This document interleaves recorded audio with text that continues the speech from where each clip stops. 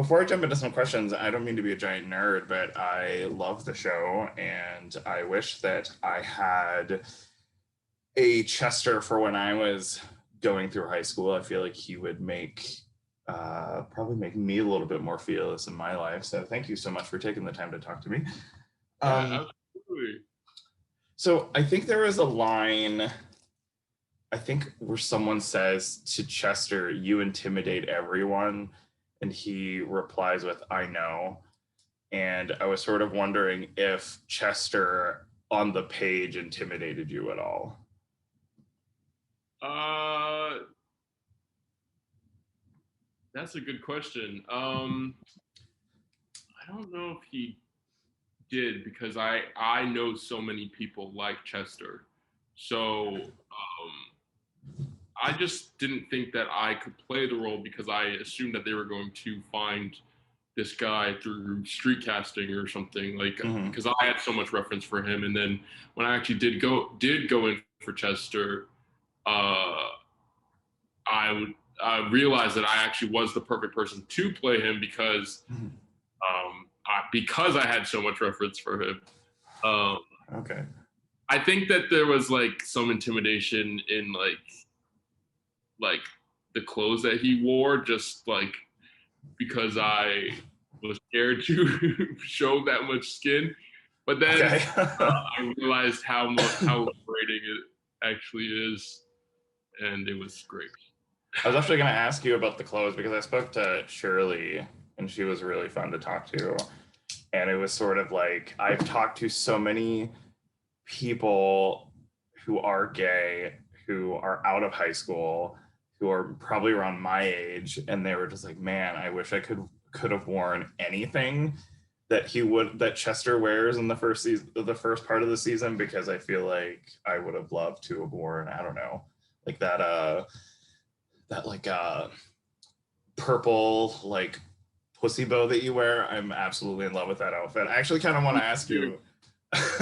I wanted to ask you what your favorite outfit was because I know I wouldn't normally ask an actor that, but I feel like the clothes are so tied into what Chester presents. I kind of want to ask you what you Exactly. love. I mean, his uh, outfits are like a direct correlation to his soul and his like personhood. Mm-hmm. Like he very much wants to be seen, Yeah. all that he is. So I am not. I like this question. My favorite outfit is actually from episode 9, which is coming out soon. Oh. Um, and it's honestly only in half of the episode, but it's just like such a good outfit, and I wanted to keep it. And then I realized I was like, I would never wear this not on set, but I wish that I could pull it off. Is it But the no, crocheted thing? what'd you say? Is it the crocheted thing? I wonder if you saw it in the trailer. No, the crochet thing is pretty cool. It was Okay. actually like a pair of. It was a pair of pants. In the trailer, it's when Chester says it's the queers' turn now. It's like Oh, the okay. bottom half of that outfit. Okay. There's a there's a pair of pants that I actually am in love with that I don't know where I would wear it, but it's you wear them, I think it's in episode 2. It's like a pair of white pants with like it looks like black paint marks on them. Yes, And I think yes. they're like taken from his grandmother's closet because I think that's what when she's like, if you're gonna wear my clothes, like at least wash them or something like that. But I'm obsessed with those pants. I don't know why, They're but like man. they kind of look like Keith Haring drawings, kind Yeah, of. yeah.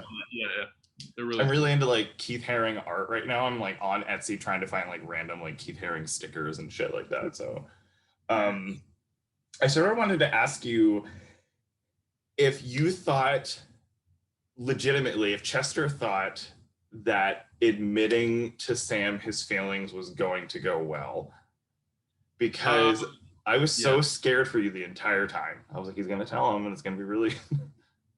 Mm.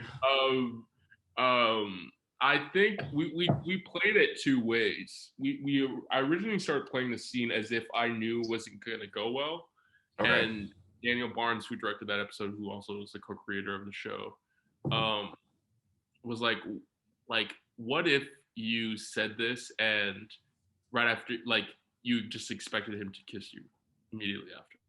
Oh. And I was like, that is a great note. And then so we did a couple more takes like from that place, and that's kind of what ended up in the show. And I think that's like, it actually helped Oh. me because you know, Chester's like romanticization of love and relationship stems from a deep not insecurity, but like it's like a consequence of his like bold individuality. And so it makes sense that Chester, who prides himself on his maturity and often like lauds on how beyond his years he is really childish in this moment and like and idealistic, and thinks that like this 30-something-year-old man is going to be in a relationship with him as a 17-year-old boy, It's the first instance, I think, in the series where you see how young Chester is, Yeah, I agree with that. And it also helped me because I went into that scene. It was one of the scariest scenes of the season to shoot, and I went into it with so much expectation on how the scene was supposed to go. A lot like how Chester went into that confession with a lot of expectation. So we kind of were in that same headspace. Okay. It ended up working.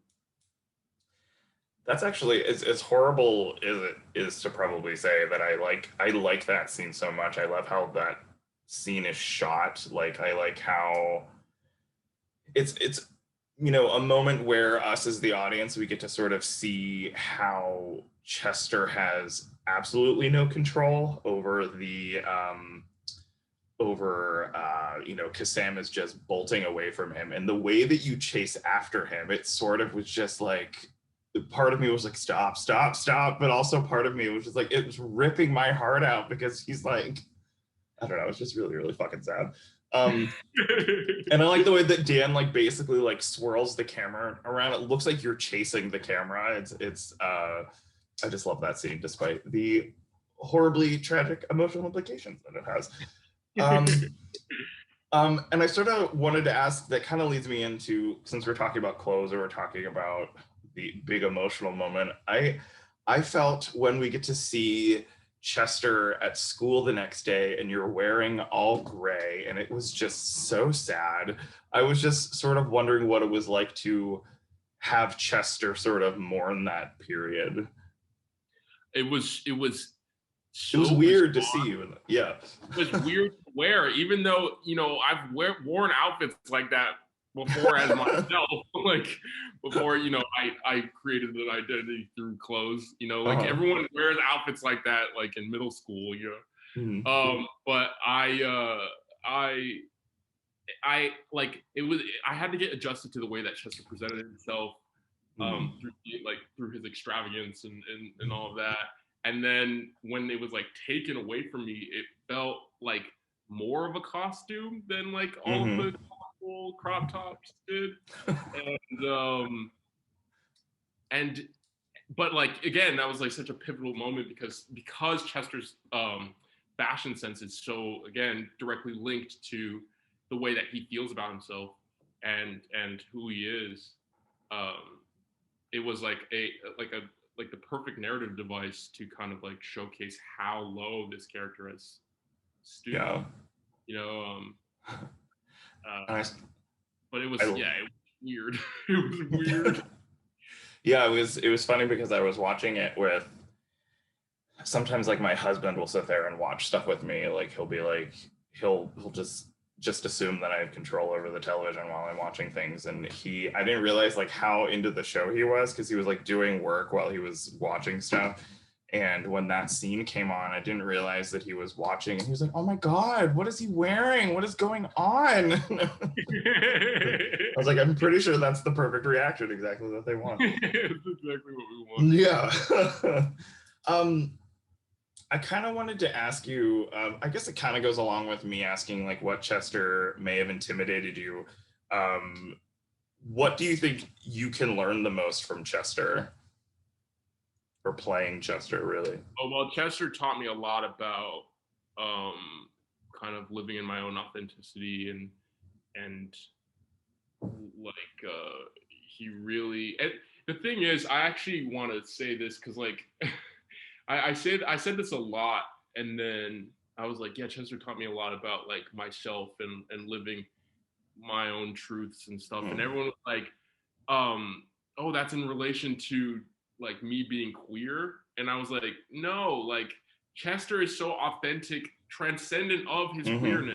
Like Chester is like in the pursuit of truth at all times. Like he will like provoke in order to get people to say how they really feel. Like he criticizes, you know, the mundane. He criticizes Mm-hmm. like people who like abide by social mores for no other reason than like to blend in. Like that's Mm-hmm. what I'm saying when I'm like he taught me to live in my authenticity. Like my identity as a queer person is just like who I am, but like Yeah.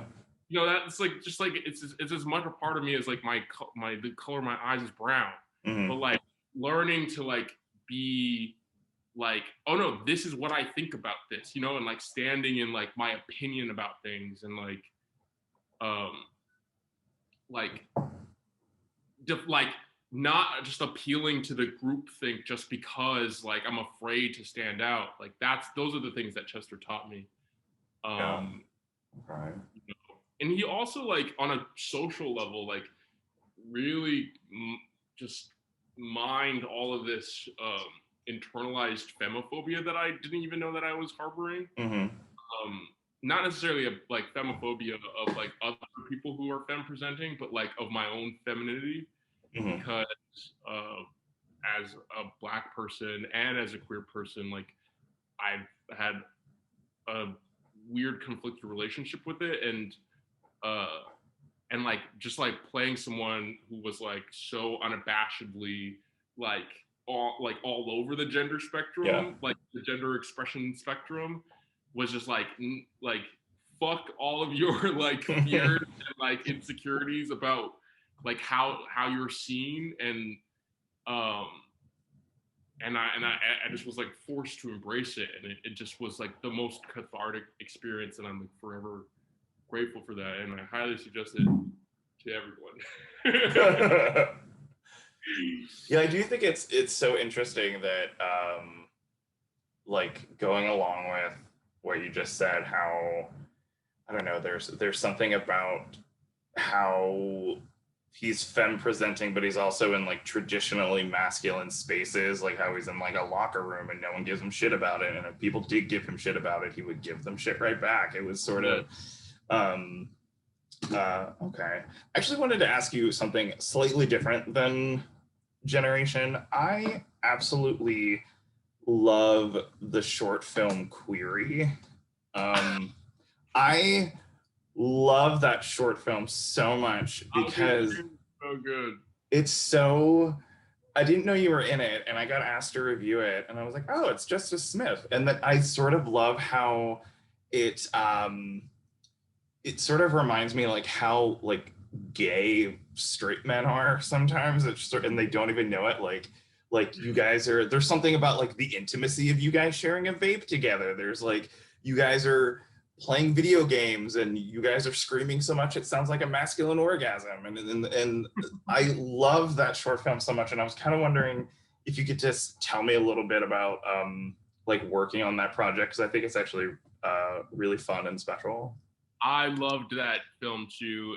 Sophie Cartman directed, Yeah. who um, is amazing, and Ryan Furhudi wrote it. And I just like I read the script and I just thought it was really fun and poignant. And the writer is a straight man, and I really liked his own like examination of sexuality through like being like the base like the person you assume who would not think about that thing like that concept at all is like writing a piece about like straight guys who are like, what if we're straight because of like compulsive Yeah. heteronormativity? I think that's like such an interesting concept, and And I also was just like, this is a really cool bro-y character that I want to play because I've never played a bro like this before. And yeah, and I think like what works about that film so well is that like it leaves a lot of like questions at the end, but spoiler alert, but moreover, it kind of like, well, I can talk. I don't know who's gonna watch this. I can like talk about the end of the film, whatever. Oh yeah. At the end, like after they kiss, like, you're not really sure like what the characters are like feeling, but you know that they just shared something like incredibly intimate, and it kind of leaves them in this like space of like confronting like all of their ideas of like how the world works, and it's like this existential crisis that happens from just like this like trivial like physical act that I think is like really interesting and like specific to straight people, because like queer people, it's like, oh, like you kiss whoever, like it doesn't even matter. Like human people touching each other's lips together is like such a base mundane act, but like to straight people it's like, if I kiss someone of the same gender, like that's what does it mean? Yes, exactly. Like, whoa. I thought that's just like it's a really interesting, it was a really interesting concept to me. So yeah, I love that film. And fun fact, it's the only project that I've ever done where I've been number one on the call sheet. Oh yeah. I love how like you say you've never gotten to play like a super bro-y guy, like the guy standing shirtless in a kitchen eating a bowl of cereal. Like I know who that guy is. Yes. And I think he says, I think at the end of the scene you say something about like, I know I like girls because I know I want to like get a girl pregnant. And I was like, oh my God, I know who the hell that guy is. It freaks me out. All right, Justice, I think that's all I have for you. Thank you so much for your time. I know you're super busy. Love the show. Cannot wait to see the second half of it. So thank you so much. Awesome. Thank you. Yeah. Thank you. Yeah. Have a good one. All right. Bye.